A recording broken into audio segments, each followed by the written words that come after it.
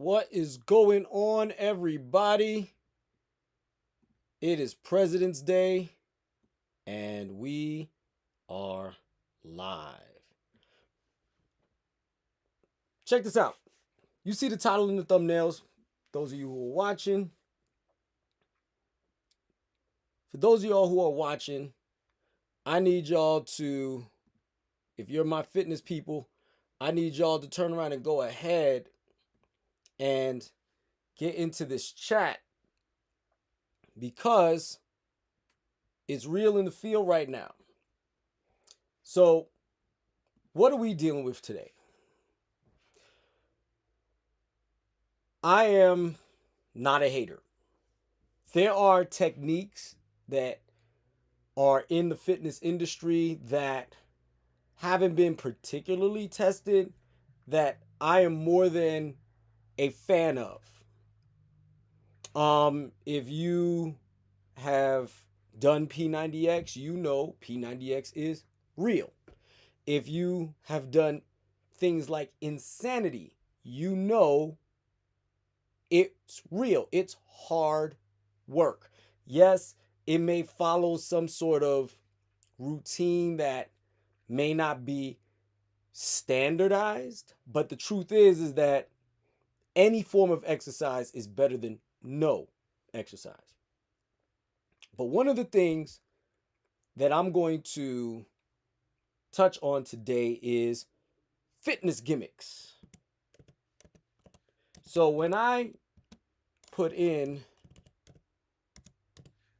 fitness gimmicks, I just want people to recognize that there are plenty of fitness gimmicks. And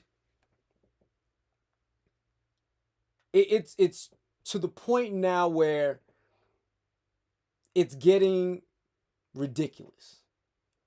We have numerous studies that most of y'all are not reading that shows you the absolute right way to do all of this. Sure, is there vitamin S out there that can help to a certain extent get you gains and change the nature of your body in certain ways? Yes. But as I've always articulated on, you don't want what comes with that. Whether you're male or female. If you over inundate your body with male hormones, whether you're male or female, you're going to start getting a case of problems that you don't necessarily want. So I'm going to show you videos. I'm going to show you footage, or actually not even footage, but I'm going to show you studies of I'm going to show you a video of the consequences of steroidal use. So that way you guys can start understanding that it's not necessarily worth it for you. Are there people out there that have used it? 100%. Some of your favorite bodybuilders have admitted to using it. I'm not going to name names. If you want to look, go right ahead. But at the same time, what I'm going to point out is they've suffered consequences as a result. Now, on the flip side, these gimmicks are ridiculous. I want people to understand why these fitness gimmicks clearly are not ideal. Because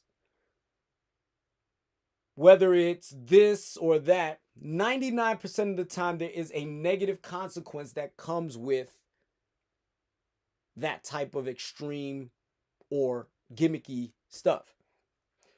I'm not going to get into it, but you've seen some of these commercials here on social media. They bombard you with it, telling you to take this survey and do this and do that. It's 99% gimmicky.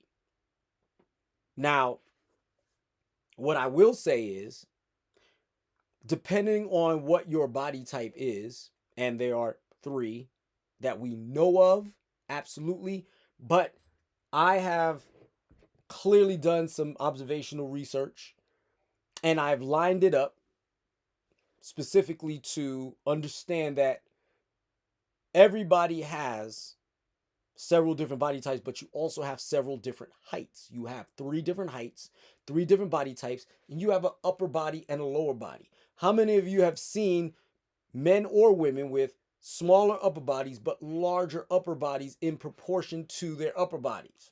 You don't think that's a body type? You don't think that they had a propensity to build muscle faster in a certain area as opposed to another? How many of you seen the guy that looks like he skipped leg day, but the truth is that guy works out hard on his legs, but he doesn't see that type of growth. So he has to actually work that much harder to actually level off his physique, his or her physique. Now, usually as guys, we don't want that, nor women. Women don't want that either. But unfortunately, that is the blowback, right? So one of the things, so I'm going to go ahead and I'm going to play this video for you, because I'm just going to, because as any real personal trainer, anybody who knows what's up, yes, there are supplements out there that will help assist you in your ability to make the specific changes that you want to make. But at the same time, you still got to put in the work. You still can't eat garbage. You still can't, at least not on a regular basis. And then on the flip side, when they tell you you can't have anything but these specific foods, you are not going to make it. We already know that. I have clients that will tell you I give them at least one of their vices, but I control the amount that they go and get as a personal trainer. So what I mean by that is, so say I had a client, she loves soda. Loves soda, loves soda, loves soda. And you and I both know that empty calories are not the best form of calories, especially in liquid form. Any type of liquid form of empty calories is not going to work for you, because why? You're going to get hungrier later.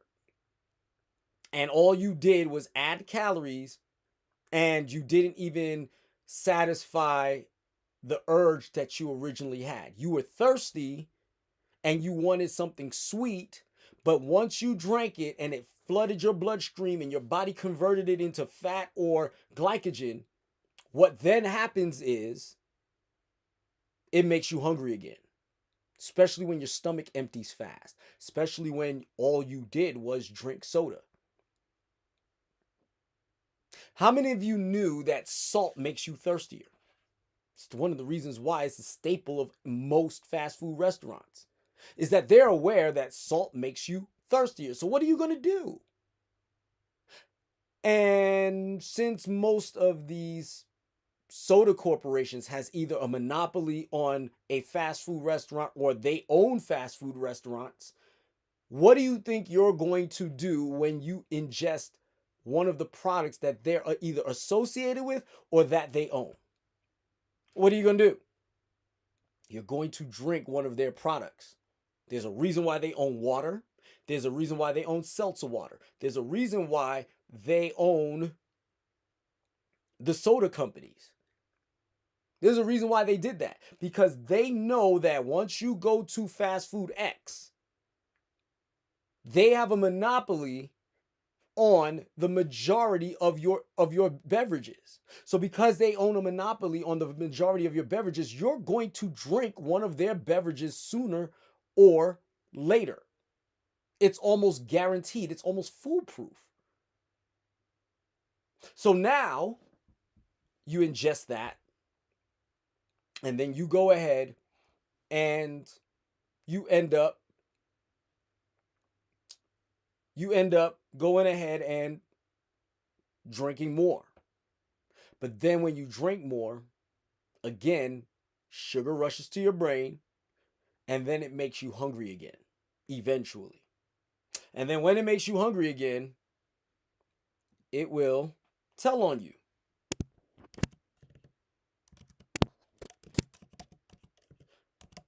Hold on a second. I just want to send a message to you guys.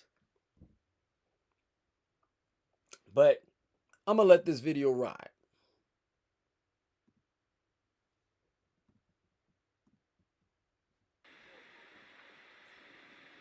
Hey guys, what's up? JT Tappies here with Fit Method 413. And as I was telling you in one of my previous videos, that waterfall you see back there was the back of Pablo Escobar's room when he built his jail here in this place called the Cathedral. This is a jail that he built for himself back several years ago. And as I was walking through here, I was thinking about different things, and I saw something on the TV yesterday that just sparked an idea and kind of a frustration in me as a gym owner and someone that's been in the fitness space for 18 plus years, is the fact that all industries are gimmicky, but the fitness industry has to be one of the most gimmicky ones ever. They've taken the game to a whole different level. Raise your hand if you bought a fitness gadget, if you own some kind of infomercial product that someone sold you late at night one day that said that you could do abs in 2 minutes, or you can shape your legs in 5 minutes. And we see this everywhere. In America, we're bombarded with shortcuts to a better body, shortcuts to your finances, shortcuts to relationships. We live in a shortcut society, and fitness is one of those main industries where we see so many gimmicks. And as someone that has spent so much time and effort in trying to bring value to the industry, those gimmicks are very frustrating. So if you're in that boat, right, if you've bought a bunch of gimmicks, if you bought into programs, if you've joined gyms that tell you that a certain heart rate is going to get you in tip-top shape, or that if you do X amount of exercise or you exert yourself so many days a week that you're going to get that body, I'm here to be a party pooper and tell you that that is far from the truth. There are 3 components that will forever be the true components that will get you in tip-top shape. Those components, number 1, are nutrition, the right kind of cardio, and the right kind of exercise. So for us, that looks like the empty your bucket plan, the slow burn cardio, and circuit training. We believe circuit training is one of the most efficient ways to get in tip-top shape because it's dynamic. In other words, it keeps you engaged. It is fun. And if it's fun, you're going to do it consistently. And if you do it consistently, you're going to be successful. And so what I would like to do today is make an invitation to join us, right? Join us for 7 days. Check out what we're all about. So we're doing not that. So here's the deal. I want you guys to understand. He is trying to get you on his program. But at the same time, he didn't lie to you. Not once. And I'm not casting any aspersions on this gentleman's program because I don't know his full-on program. Now, what he did say is more or less true. Most people prefer circuit training to, he calls it empty your bucket, meaning you're depleting your body of all of its major nutrients such as carbohydrates and fat, hopefully, and utilizing oxygen so much that all you are burning is primarily oxygen and fat and sugar, right? Carbohydrates specifically. And that's pretty much how it works. 90% of it, want to get bigger, lift heavy weights. Want to get stronger, lift heavy weights. And do it for a long period of time. You want to perform better, do cardio. Or perform the activity that it is that you're trying to be good at more regularly.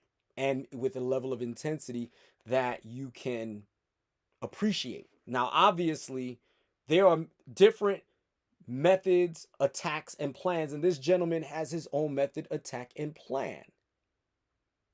I have mine. Some of my fitness friends have theirs. Do we all play in the same sandbox? For the most part, yes. Those of us who are legit. I'm not talking about the gimmicks. I'm talking about the actual real get your hands dirty and put in the work type people. Yes, we in fact definitely play in the same sandbox, but we have our own different methods, attacks, and plans, especially when it comes to the goals specified to you. If they are not, if you're, here are some things that I want you to start thinking about when it comes to your trainer. If your trainer is not focused on your goal, leave. If your trainer does not have a method, attack, and a plan that is specific to the goals that you came in with, leave. If you notice that there's no clear explanation of the method, attack, and the plan, and how you're going to get to said goal, leave. Notice I didn't say anything about NDAs. Notice that I didn't say anything about contracts. Notice I didn't say anything about nutrition plans. Because if you are a trainer worth your salt, you would have some variation of a nutrition plan for them. And when I say a nutrition plan, I am not talking about specific foods you must eat, because that is the job of a nutritionist. However, if you cannot guide your client specifically to say, okay, we need to look at proteins, carbohydrates, fats. These are the foods and the sources of those carbohydrates, proteins, and fats that you can utilize to achieve said fitness level. These are based on your desired goals, based on your muscle mass, based on your level of activity. This is the amount of calories you need to sustain yourself in order to achieve this fitness goal. If they can't do that, leave. If they have no way of measuring your progress, leave. I have a client that is trying to get stronger so they could join the military. Guess what? I have the plan, but I don't need numbers specifically to show them. Why? Because the results are in the work.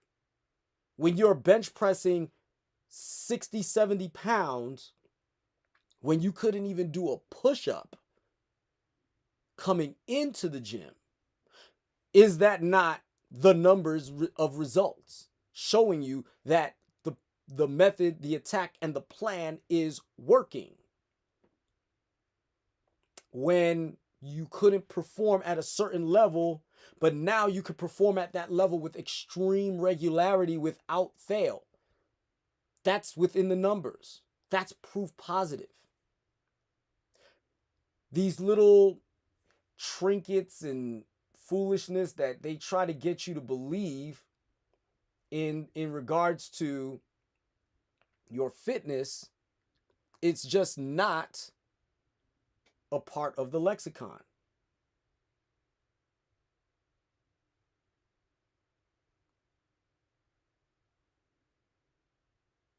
Okay.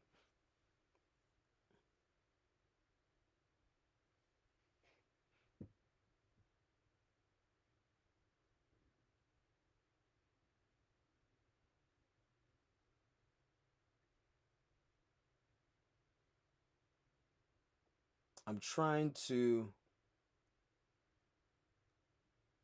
So you got stuff. You got stuff. I want to see if I can pull up these commercials. real quick because I don't want you to.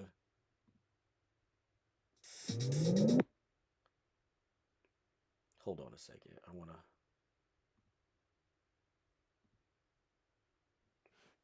So, for instance, here we go. Watch this.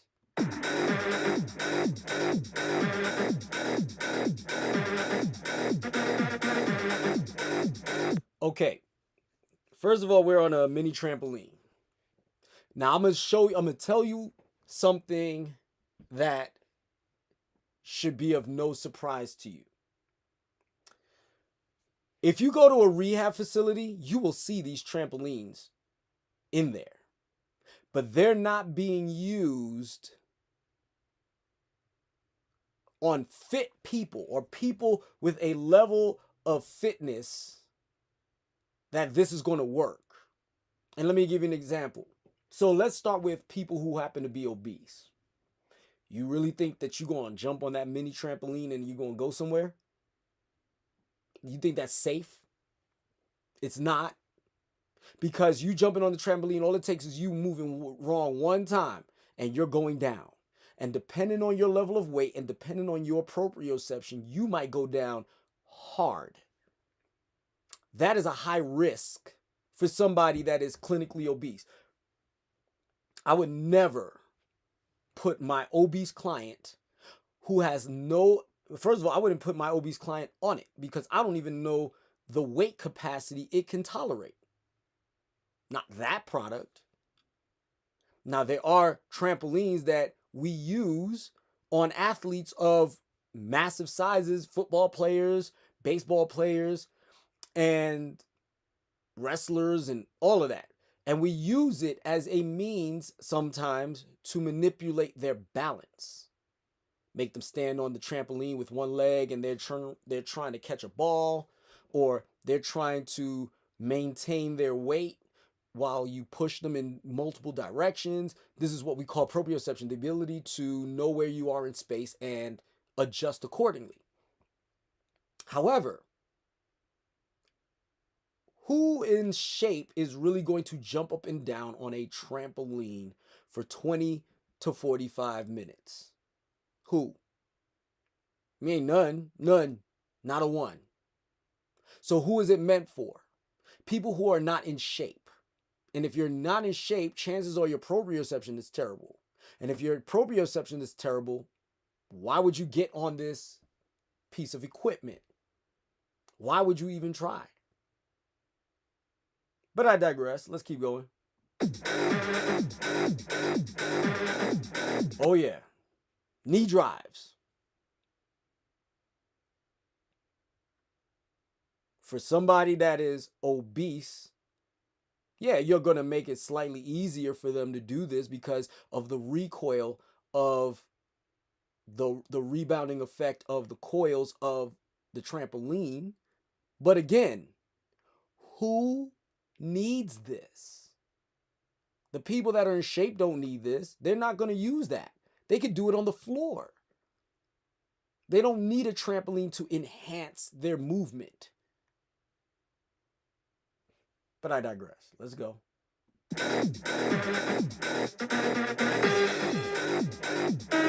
Again, everything you're doing can be done on the floor. So yeah, the urban rebounder. You got a tiny little trampoline in your house. Okay, let's go. Let's go to the next one. Oh, this bad boy, this is a dress color polo. It has a... I hate these commercials. What we're going to do now is start speeding up the movement. So we're going to stay just little twist, but faster. Again, what are you working? First and foremost, mainly what you're working is your lats. They're not going to tell you that, but it's your lats you're working. Because all they did was hire some people with flat stomachs to convince you that twisting around in your chair or in this chair is going to work your abs. But what are you doing? You're holding on and twisting and turning. So what do you think is twisting and turning? Is it your upper body or your lower body? It's a combination of both. So only thing that is really being worked is your lower back. Your abs are already tight, right? So what is it doing? Oh, now you picked up your legs. Ooh, okay. Oh, this is hard. Notice. Arching of the spine. Are you really? So here's a fun fact. When you lift your knees up, you're not working your actual abs. You're working the muscles called the psoas muscle. The psoas muscle technically will actually, it stabilizes your spine in movement. But when you do those exercises, guess what it does? It creates a lordotic curve in your spine. And and it's called a sway back in layman's terms. So all you did was put an arch in your back. Now, if you got a badonkadonk, it might enhance the visuals of it, but I guarantee you what you're also doing is causing yourself a lifetime of back pain.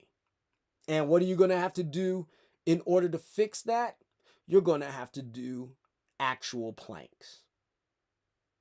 You're going to have to do actual crunches.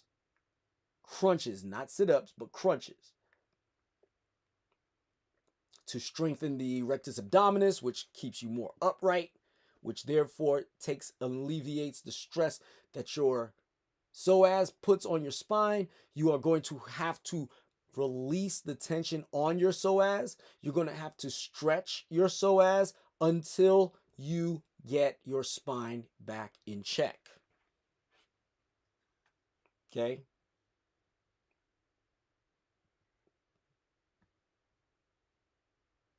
But again, I'm sitting in a swivel chair. If that was the case, my abs would be shredded. Sitting in, everybody who sits in an office chair would have abs. They'll be shredded. There's an old adage in the fitness industry where we say, abs are made in the kitchen, not in the gym. If you're worried about how shredded your stomach looks, that's a food issue. That's a food issue. That's not an exercise issue. Okay? But we digress. We're going to skip some of these videos. It's a great comfortable position to do table work. Okay. You're doing Pilates. And all you did was call it the firm. Partial Pilates.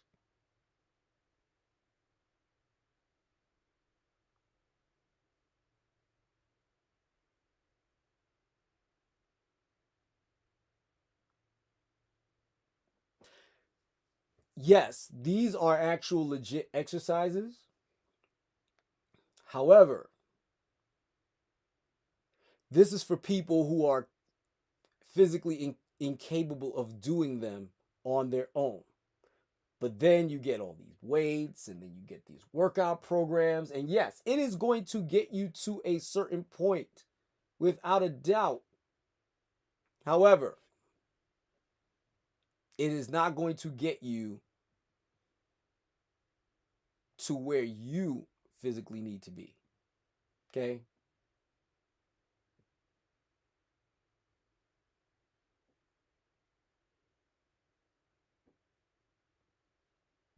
Let's see what we got here. Cover up, trying to disguise those drooping buns and troublesome thighs. Well, it's time to stop covering them up and start showing them off. Introducing the Bun and Thigh Roller, the 5-minute-a-day way to blast your lower body into beautiful shape. The secret is the Bunnathai Roller's revolutionary sculpting art, which targets 5 different muscle groups with one magic motion. I'm going to pause it. Do you think that's working your glutes? Legitimately? In that movement? It's not. It's working your hamstrings.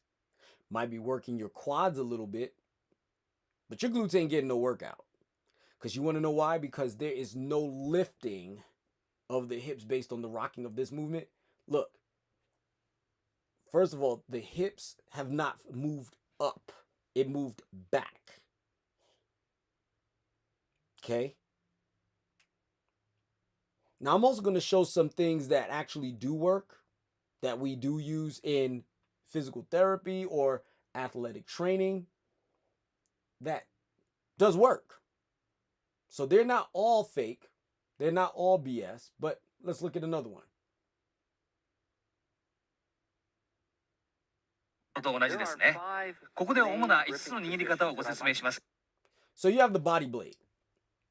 The body blade is something that is genuinely used inside of physical therapy, and the way that it's used is for core strengthening while rehabilitating upper body strength. You have a lot of different ways. It does make your core work because the oscillations, the harder and faster you do these oscillations, your abs have to maintain a certain level of focus in order to make it work. While you're working on shoulder movements and chest movements, you can use the body blade and it'll work. And it does work. So some of these are not full of crap, but stop using gimmicks. Some of them are gimmicks. I'm looking here, the bean. The bean is an alternative to the Swiss ball. Now, for people who lack the complete proprioception to maintain position on a physio ball when you have no one with you, the bean actually would have worked. I used to own one. I've tried just about every fitness gimmick out there to make sure that it actually worked, or as opposed to it was BS. The Gazelle worked if you used it properly. Power plate is also used. Let's see what else is another one. Shake weight. No. No. We will not do that.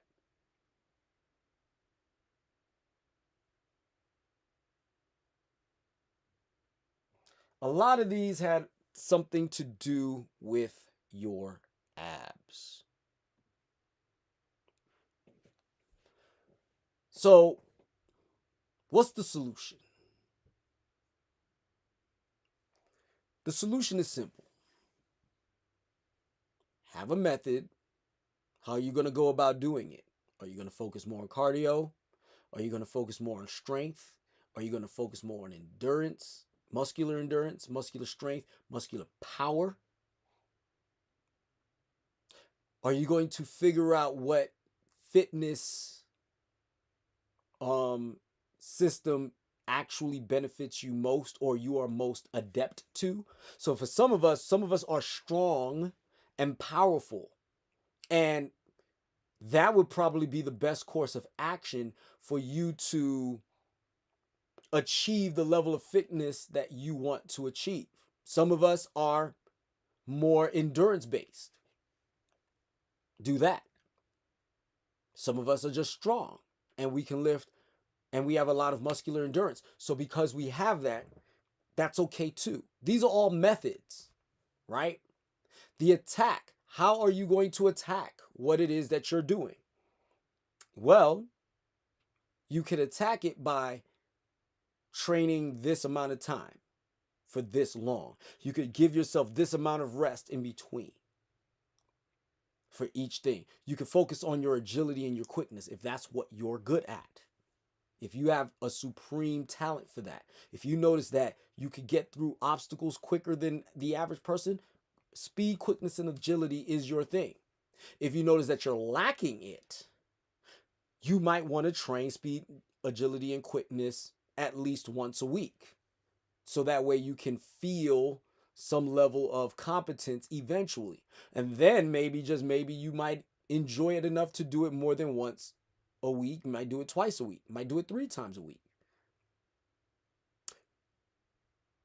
Like I said, for those of us who are adept with power, you might want to go and power lift 3 times a week and weight lift the rest of the week. For those of us who are, like I said, adept with endurance in general, might want to train muscular endurance while training their cardiovascular endurance within the parameters of what they're capable of. How many exercises are you going to do? How many sets are you going to perform? This is the attack. This is how you're going to, that's the attack. Now the plan is, how many exercises? What's the program? What does it look like? Flexibility should be first and foremost. Your flexibility, your warm up, and then the work itself, and then your cool down. That's your plan. How many exercises are you going to work with? Are you going to go all back? Are you going to go all chest? Are you going to just go all biceps and triceps? Are you going to go all shoulders? Are you going to do a top to bottom run down? Are you going to do splits where it's upper body and lower body? Are you going to tri-split it where it's chest, triceps, and hamstrings, or chest, triceps, and quads? How are you going to play that out? What is the plan? This is the time many of us needs to understand that without a method, attack, and a plan, it doesn't matter if you hit the 3 R's of reap, reap, and repeat. Because if you have no method, attack, and plan, those reps aren't going to mean a thing.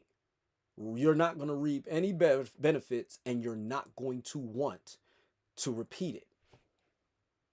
So if you do not understand what your body it was meant to be, or what your body actually is in your obese state, what it's going to look like in your fit state, you're not going to appreciate the journey you're on. Therefore, you're not going to reap, you're not going to rep, and you're not going to repeat. You're not. So, I'm going to land this plane. I've been on here belaboring the issue, and I need y'all to understand one thing and one thing only. If it sounds too good to be true, chances are it is. If they're telling you that there's an easy way for you to avoid counting calories and doing this and doing that, and you can easily avoid carbs or easily avoid fat, just no. Not on your best day. I promise you, you're going to have a lot harder time maintaining that program, and it's going to keep you from being the best you. Guys, I appreciate your time. Thank you for watching. My name is Julien Stoutt. Have a nice day. Be the best you. Like, share, and subscribe. Class is Stoutt.